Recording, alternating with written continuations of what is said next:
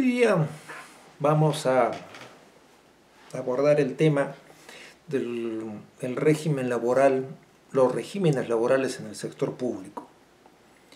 En el sector público en realidad hay decenas de regímenes y cada vez se van abriendo nuevos regímenes especiales, ¿no? El régimen laboral público en general lo encontramos en el decreto legislativo 276, ¿no? Hoy día tenemos también en el régimen laboral público los servidores de la ley del servicio civil, la 30057.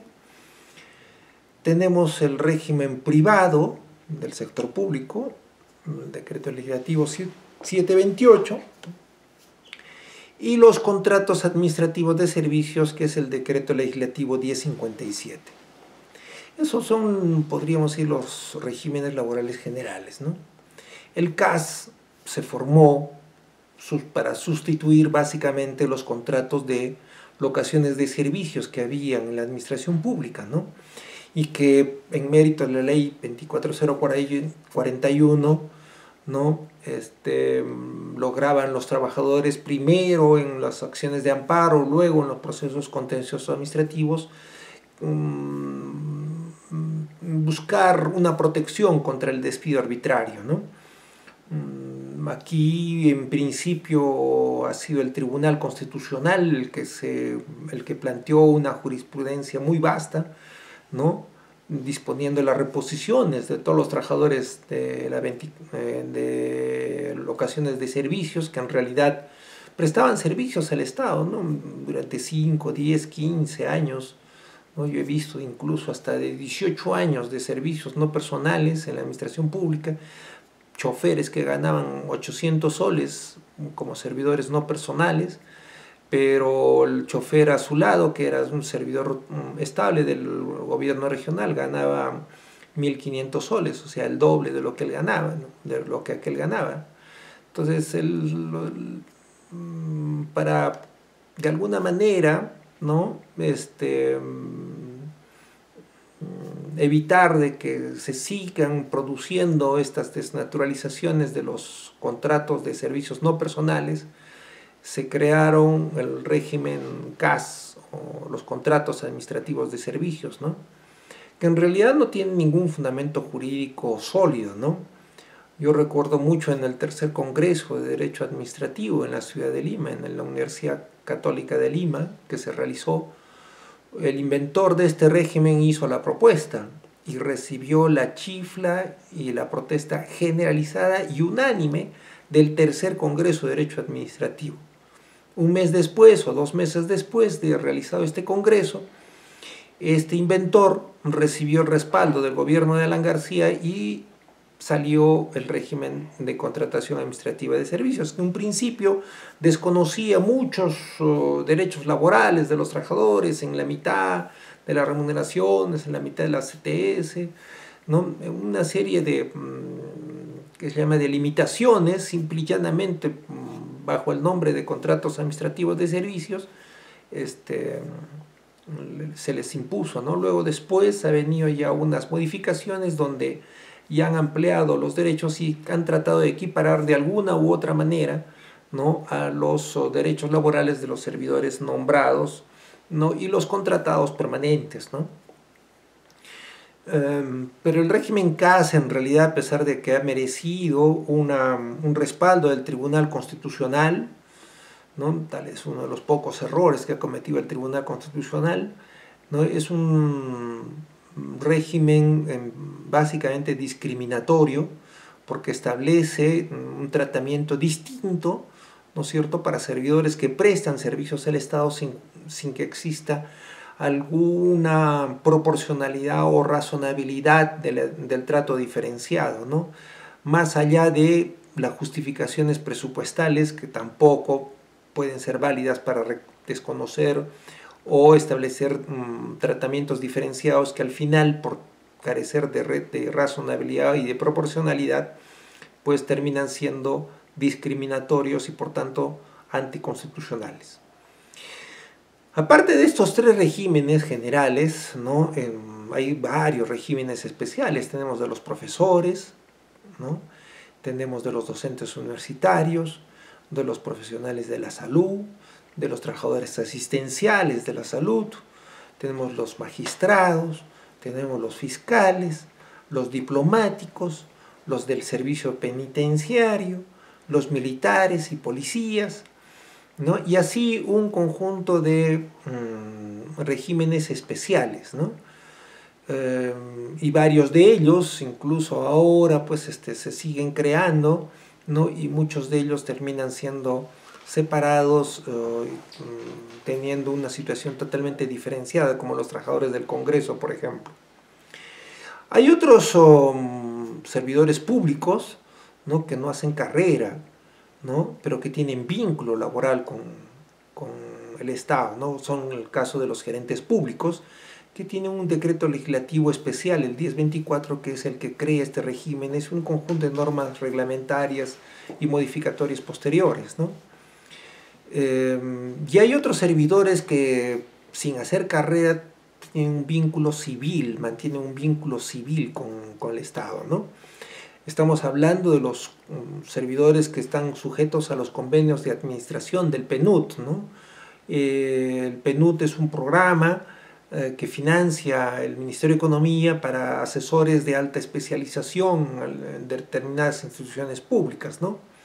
O el Fondo de Apoyo Gerencial también, ¿no? Que tiene su normativa específica al respecto, creado en el año 92. Bueno, esos son los regímenes civiles que no hacen carrera, ¿no? Y que no tienen un vínculo laboral con el Estado. Claro, que en realidad lo tienen, pero dan esta figura, se mantienen todavía los contratos de servicios no personales para este tipo de circunstancias muy especiales, ¿no? Pero en general ya los contratos de servicios no personales han desaparecido en la administración pública, por lo menos en el papel. Claro, en la práctica todavía observamos en muchas instituciones públicas que también se mantienen contratos de locación de servicios para labores permanentes y estables que realizan en las municipalidades, básicamente. En muchos casos, simple y llanamente, a veces hasta por necesidad, ¿no? Hay instituciones municipales donde tienen simplemente 5 trabajadores, ¿no? Y de los cuales 2 son nombrados y el resto son locaciones de servicios, ¿no? O incluso hay municipalidades que solamente tienen 2 o 3 trabajadores y no tienen más, ¿no? Entonces tienen al gerente municipal que hace de secretario, que hace de registrador, que hace de tesorero, que hace contabilidad, que hace de tesorería, ¿no? Y tiene otro trabajador que es el que hace el maestro de obras, que hace de gerente de desarrollo urbano, que hace de tramitador de todas las licencias de edificaciones y que hace o de administración tributaria, ¿no? Y finalmente generalmente una tercera, que hace labores de secretariado junto con otros trabajos adicionales, de relaciones públicas, en fin. Más o menos es en un conjunto muy amplio de municipalidades hay ese tipo de circunstancias, ¿no? Entonces, como las municipalidades manejan pues muy escasos recursos, entonces también muchas veces se ven obligados a contratar bajo servicios no personales, ¿no? Y ahí pues los trabajadores pues tampoco no pueden, muchos de ellos ni siquiera conocen que existe la ley 24041 que establece que un trabajador que realiza labores de naturaleza permanente, no dice la ley que tiene que ser nombrado, contratado, haber ingresado por concurso público, nada, simplemente que en la práctica, ¿no? Utilizando el principio de primacía de la realidad, pasa un año de trabajo en labores permanentes y en labores propias de la administración, ¿no? Por tanto, no puede ser despedido ese trabajador si no es solo con previo proceso disciplinario, vale decir que adquiere estabilidad. No ingresa a la carrera administrativa, no va a tener nivel, ¿no es cierto?, ni grupo ocupacional, pero ya no puede ser despedido si no comete alguna falta disciplinaria, ¿no? A ellos se les conoce como los contratados permanentes, ¿no? Respecto a los cuales también existe un conjunto de discusión sobre si les corresponde algunos derechos o no, ¿no? Felizmente hace poco la Autoridad Nacional del Servir ha dicho respecto a los trabajadores contratados permanentes que a ellos sí se les alcanza las remuneraciones derivadas, los aumentos remunerativos derivados de la negociación colectiva, Y eso es algo bueno, ¿no? Finalmente que los trabajadores que son repuestos judicialmente, ¿no? Deben en el cálculo de sus remuneraciones incorporar todos los aumentos de las negociaciones colectivas que se han realizado, porque no es posible, ¿no?, que algunos burócratas todavía con cierta crueldad pretendan reponerlos, ¿no es cierto?, o a los trabajadores que han estado fuera de la municipalidad litigando por 4, 5, 6 años y regresan y les quieren poner la remuneración que ganaban al momento de su salida, cuando en el curso de esos 4, 5, 6 años se han venido produciendo aumentos de remuneraciones con la negociación colectiva de los trabajadores y no les quieren eso aplicar, ¿no? Es cierta crueldad, ¿no? Muchos jueces, la mayoría, no todos, pero la mayoría de los jueces disponen que les reintegren esas remuneraciones a los trabajadores, ¿no? Eso se ha ido construyendo poco a poco, porque al principio los jueces se lavaban las manos y decían que ese no era su problema, que su asunto no se había discutido judicialmente, ¿no? Grave error, ¿no? Porque en realidad si el juez dispone que se restablezca el vínculo laboral tiene 2 hasta 4 elementos, ¿no? Un elemento es la prestación del servicio, la prestación subordinada de un servicio. Perfecto. Pero a renglón seguido, frente a esa prestación subordinada de un servicio, corresponde pues la remuneración como prestación económica de ese contrato, ¿no? Entonces, y la contraprestación económica no puede ser pues la que tuvo el origen del despido, porque si no el despido hubiera sido, pues habría que felicitar el despido. Más bien los jueces han censurado el despido, han declarado nulos los despidos, ¿no? Y por tanto las acciones que han realizado pues son nulas, ¿no? Y por consiguiente en el curso del tiempo ha incrementado la remuneración y por tanto eso debe corresponderles a ellos, ¿no? Es un acto de justicia también. Entonces, bueno, eso es en relación a los trabajadores contratados permanentes y sobre ellos también hay un conjunto de normas, ¿no? Y de cosas curiosas, ¿no? Por ejemplo, el caso de los quinquenios, ¿no? Los quinquenios disponen que solamente correspondan a los trabajadores nombrados, pero resulta que en una municipalidad que conozco, pues los quinquenios se los empezaron a otorgar a los trabajadores contratados. Y encima de eso, una jueza, ¿no?, ha dispuesto, porque ese pago fue cuestionado administrativamente, los trabajadores cuestionaron esa nulidad administrativa y la jueza ha anulado la resolución administrativa y ha dispuesto que le paguen los quinquenios a los contratados. Una cosa jalada de los pelos, pero así es a veces simplemente por quedarse en el membrete y en las formalidades, ¿no? Cuando es desuno conocido que los quinquenios no les corresponde a los trabajadores contratados, ¿no? Solamente es exclusivo para los servidores nombrados. Bueno, y en el caso de los obreros, ¿no?, también se han presentado circunstancias especiales, como por ejemplo en alguna municipalidad han constituido un CAFAE para obreros, cuando el CAFAE es un mecanismo, ¿no?, que está diseñado exclusivamente para los servidores sujetos al régimen de la 276, ¿no? Entonces los obreros, como pertenecen al régimen laboral privado, no pueden los obreros formar su CAFAE, ¿no? Por más que lo hayan considerado en una negociación colectiva, ¿no? Porque una negociación colectiva, si bien es cierto, tiene fuerza normativa, pero tampoco puede desnaturalizar el orden jurídico, ¿no? Puede tener fuerza normativa, ¿no es cierto?, en las posibilidades de que la convención colectiva, en lo que sea de su competencia, reglamente el vínculo laboral. Pero si el vínculo laboral está ya reglamentado, como en el caso de los CAFAE, exclusivamente y está exclusivizado solo para los servidores del régimen 276, los obreros no pueden reclamar que se les haga extensivo este mecanismo interesante de alguna manera para poder también obtener algunos beneficios remunerativos a los trabajadores. Bueno, pero una de las cosas derivadas de este marasmo generalizado ¿no? Es que hasta hace hasta hace unos 4 años atrás, hasta antes de que salga la ley del servir, en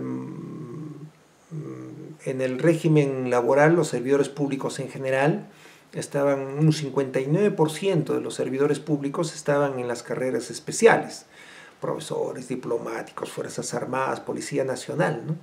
El 17% de los servidores eran CAS, el 7% eran 728, el 16% eran 276, ¿no?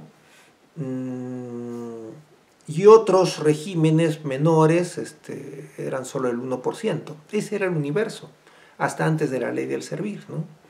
Valdría la pena indagar si es que este universo ha variado. Yo entiendo que relativamente tampoco, como había nacido el régimen de la ley del servir, que había aspirado a ser el régimen único en la administración pública, hoy día está desnaturalizado porque ya han salido los de la ley del servir, en la misma ley de creación salieron los servidores del Congreso, del SUNAT, de una serie de organismos, profesores, en fin, varios regímenes especiales están fuera de la ley del servir, de tal manera que en realidad sobre ese tema intuimos que se trata de un fracaso, un nuevo fracaso de poder uniformizar y estandarizar todos los regímenes laborales del sector público, ¿no? En el régimen laboral público tenemos casi 2 millones de servidores públicos que van creciendo paulatinamente, ¿no? Se va incrementando no porque se estén pasando la ley del servir, sino simple y llanamente porque el mecanismo de los contratos CAS, ¿no es cierto?, se sigue creciendo, pues. Lo que pasa es que absurdamente se cree que es posible darle más atribuciones a los órganos y a los gobiernos subnacionales, porque les han transferido pues todos los programas sociales creados en el gobierno de Humala, ¿no? Les han transferido y dispuesto que organicen los OMAPET, los organismos dedicados a la defensoría del niño y del adolescente, las DEMUNAS, ¿no? Y todavía se mantienen programas sociales como el vaso de leche, ¿no? Que simple y llanamente son programas nacionales que les encargan a las municipalidades para que los desarrollen, ¿no? Entonces, ¿qué hacen las municipalidades si tienen mayores responsabilidades? Tienen que contratar personal, porque no hay otra forma de ejecutar esas nuevas medidas, ¿no? Les siguen transfiriendo responsabilidades, ¿no? Ahora seguridad ciudadana, ¿no? El tema ambiental, ¿no? Y las municipalidades siguen recibiendo funciones, ¿no? Que son dirigidas a nivel nacional de manera centralista. ¿Y qué hacen las municipalidades? Tienen que contratar personal para que pueda dedicarse a esas nuevas funciones. Pero por otra parte los atosigan y los limitan presupuestalmente para que no contraten de personal, ¿no? En la ley de presupuesto hay una prohibición expresa de contratar nuevo personal, ¿no? Salvo el tema CAS, ¿no? Que es una puerta abierta. Si estaría cerrada incluso la puerta de contratación CAS, las municipalidades tendrían que recurrir necesaria y obligatoriamente a los contratos de locación de servicio, porque no hay otra forma de afrontar las nuevas responsabilidades de las municipalidades. Entonces, de tal manera que los regímenes, el crecimiento del número de servidores de administración pública no solo está pues dirigido o realizado o fundado básicamente en que entran los nuevos alcaldes, ponen su gente, entran nuevas autoridades, ponen su gente. Sí, pues tal vez es el comentario periodístico, ¿no? Pero en términos reales y objetivos es que las municipalidades tienen que verse obligados a contratar nuevo personal porque hay nuevas funciones, nuevas responsabilidades que le transfiere el gobierno nacional, básicamente para ejecución, ni siquiera es para la dirección, diseño, programación, no, es especialmente para ejecución, ¿no? Todos los programas sociales vienen de Lima, vienen con directivas, con instructivos, con orientaciones, con lineamientos, y le mandan los formularios que tienen que llenar, y todo el mundo tiene que llenar esos formularios, ya una papelería inmensa y gigantesca, ¿no? De tal manera que necesitan personal que haga esa labor burocrática, no queda más, ¿no? Ahora, es una vieja, histórica, ¿no es cierto?, deuda que tiene el país para poder ordenar sus regímenes laborales, ¿no? Yo, por lo menos, soy partidario de la desaparición de la ley del servir, ¿no? Fue creada inicialmente con el objetivo de estandarizar y uniformizar todos los regímenes laborales, que en realidad no ha significado para nada, ¿no? El servir fue creado con el decreto legislativo 1023 en la época de gobierno de Alan García, ¿no? Y durante todos estos años, ¿no?, de existencia del servir, que surgió con la idea de que pues un nuevo régimen, ¿no es cierto?, meritocrático, que iba a crearse en la administración pública, ¿no?, y que ahora en adelante pues ya no iban a haber las varas, ni los enlaces, ni las relaciones, ni Inostroza, ni Walter Ríos, pues iban a colocar a su gente, ¿no?, simple y llanamente a veces con dinero de por medio, ¿no? Eso se prometió que iba a ser servir, pero al final no sucedió nada de eso, porque simple y llanamente en realidad el servir nunca fue creado con ese objetivo de que hay un régimen meritocrático en la administración pública, ¿no? El régimen del servir fue creado básica y centralmente para imponer limitaciones a la negociación colectiva en el sector público, ¿ya? Porque hasta antes de la ley del servir, ¿no?, el régimen laboral del sector público tenía normativa, ¿no?, que reglamentaba las negociaciones colectivas de los trabajadores. Entra la ley del servir y dice, señores, en la negociación colectiva del sector público no se va a discutir nada económico, podrá discutirse condiciones de trabajo, que uniformes, que qué sé yo, que alimentos, que vestimenta, ¿no?, que implementos, que capacitación, va a discutirse todo lo que sea, pero nada que tenga materia económica, ¿no? Esa fue la ley del servir. Recordemos que eso dio mérito a una demanda de inconstitucionalidad, cuya defensa la hizo con mucha propiedad el doctor Adolfo Ciudad ante el Tribunal Constitucional, y resultó pues una sentencia favorable para los trabajadores, ¿no? Fue declarada inconstitucional varios artículos de la ley del servir, el 42 y el 44 en particular, ¿no?, que imponían estas limitaciones para que no discutan materias económicas, ¿no? Pero ya venían desde hace tiempo atrás, ¿no?, y en particular me parece que la Municipalidad de Lima, en la época de Susana Villarán, encuentra un mecanismo para poder lidiar con estas prohibiciones presupuestales que datan, pues, me parece, desde el año 94, 92 o 94, si mal no me equivoco, donde ya venían estableciendo prohibiciones para incrementos remunerativos en el sector público, ¿no? Y todas las leyes de presupuesto año en año venían repitiendo esas prohibiciones, ¿no? Y luego después han tratado de consumarlas con mayor propiedad, con mayor amplitud en la ley del servir. Estas limitaciones a la negociación colectiva, ¿no?, trataron de desdibujarla y desnaturalizar, ¿no? ¿Alguien puede concebir que puede haber una negociación colectiva, ¿no?, que es un derecho constitucional, que es un mecanismo que la Constitución promueve, la negociación colectiva como un mecanismo para mantener la paz laboral, ¿no? Y decirle, ¿sabes qué? Puedes dedicarte a cualquier cosa menos la parte económica. Puede haber una negociación colectiva que no tenga tema económico de por medio. Si eso es así, deja de ser negociación colectiva. Podrá llamarse pues cualquier cosa, acuerdo de voluntades, convenios, llamarse lo que sea, pero negociación colectiva, donde los trabajadores buscan una mejora económica remunerativa, porque ese es el fin esencial del trabajo, o uno de los fines esenciales del trabajo y del vínculo y el contrato laboral, pues no es posible, ¿no? Es como si dijéramos, ¿no?, que en un partido de fútbol, ¿no?, desaparecieran los penales, ¿no? No, pues un partido de fútbol no se pueden establecer penales, entonces no es partido de fútbol, ¿no? ¿Por qué? Porque no habría posibilidad de sancionar, ¿no es cierto?, faltas graves que se cometan dentro del área, ¿no? Deja de ser un partido de fútbol, ya podría llamarse pues un encuentro entre amigos, ¿no es cierto?, una pichanguita podría llamarse, pues, ¿no? Pero partido de fútbol, competencia deportiva para ganar en goles, no es posible ya que suceda eso, ¿no? De igual manera, la negociación colectiva que no tenga tema económico, deja de ser una negociación colectiva, ¿no?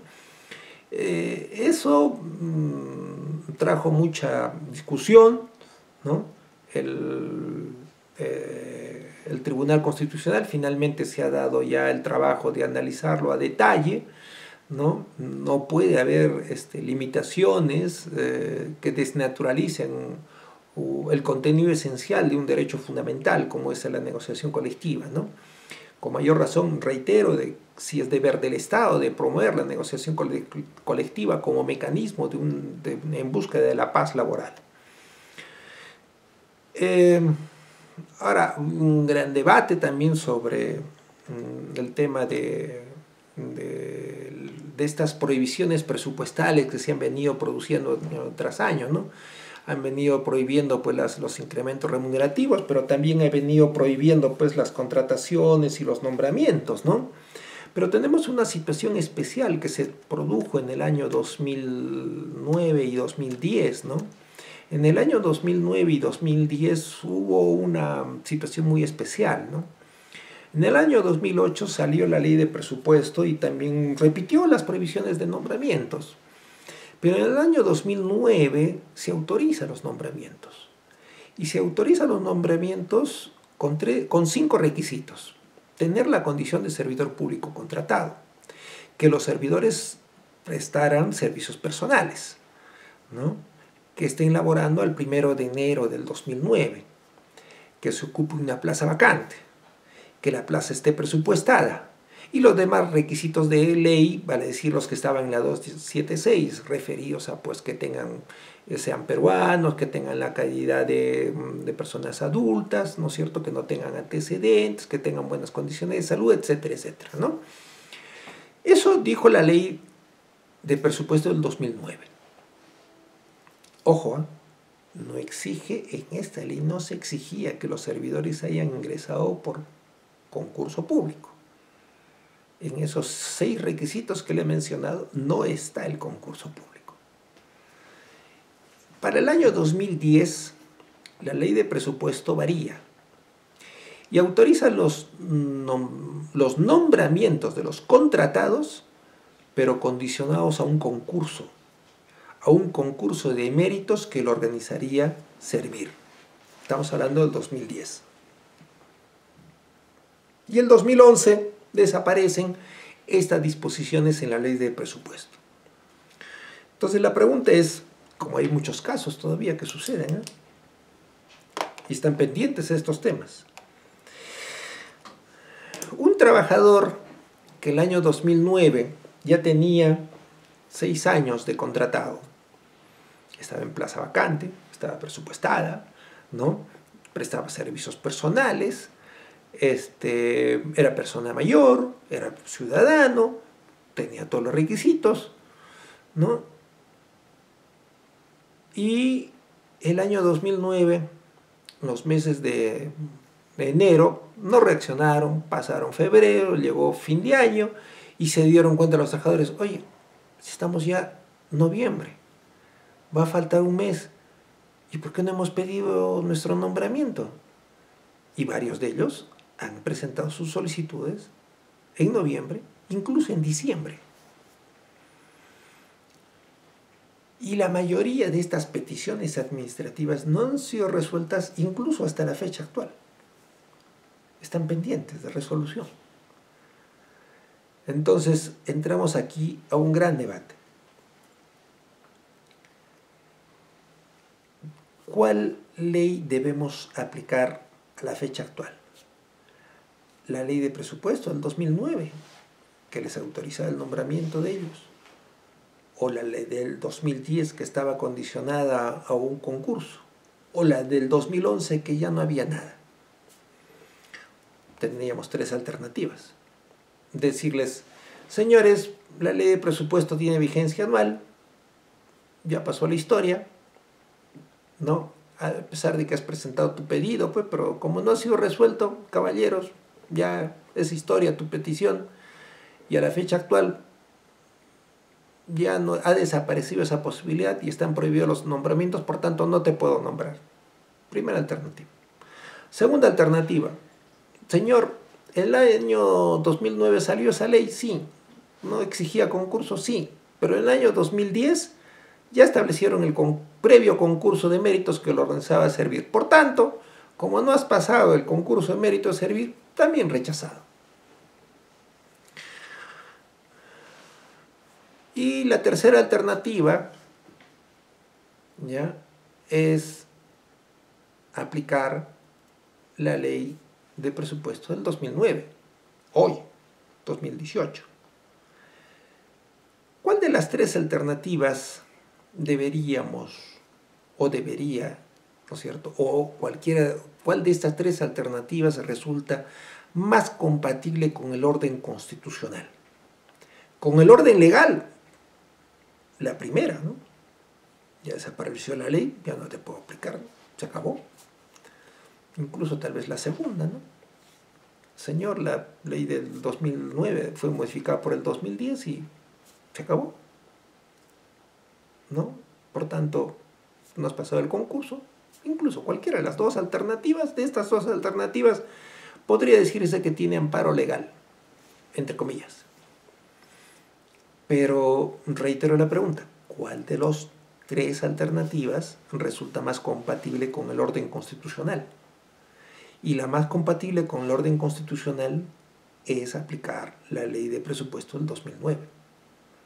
Oiga, pero podrían cuestionarse, pero si la ley ya está constitucionalizado, la teoría de los hechos cumplidos, de tal manera que no puede usted sostener que como les dieron ese derecho en 2009 se mantiene vigente hasta ahora, ¿no? Porque ya cambió la norma, y ahí la teoría de los hechos cumplidos, como cambió la norma, cambiaron los hechos, ahora tenemos que aplicar la ley actual. Bueno, esa teoría no es tan correcta, ¿no? Nuestro orden constitucional declara expresamente que los derechos laborales son irrenunciables, ¿no?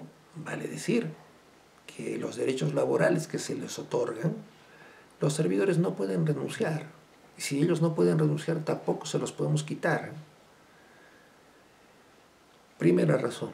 Segunda razón. ¿Existe la teoría de los hechos cumplidos? Sí, también, pero también no se ha abrogado ni derogado la teoría de la aplicación ultraactiva de la norma. Luego me explico. Y en tercer lugar, ¿no?, es un acto de justicia que los servidores contratados que tienen más de 5 o 6 años, como decía esta norma, que tenían simple y llanamente al 1 de enero del 2009 tener vínculo, ser contratados, no estar en plaza vacante, pues tenían la posibilidad de ser nombrados.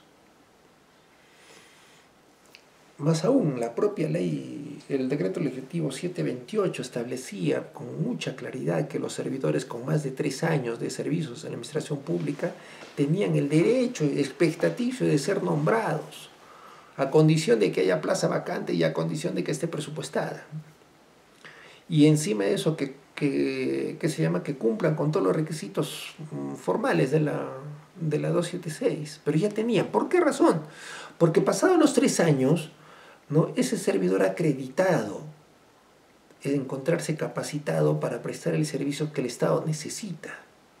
Porque si no estuviera capacitado, los hubieran despachado hace rato. Y si no ha servido para la función A, pues haber servido para la función B. En administración pública no solamente hay que hacer labores intelectuales, sino también hay que hacer labores manuales. Entonces, por esos motivos, entiendo yo de que debería aplicarse la ley del 2009. Y sobre la aplicación ultraactiva de la norma, no es nada más que la figura en virtud de la cual una norma, a pesar de que ha sido derogado, se puede mantener y se puede aplicar en el tiempo posterior a su derogación, ¿no?, siempre y cuando, como en este caso, ya se haya otorgado derechos que merezcan, ¿no?,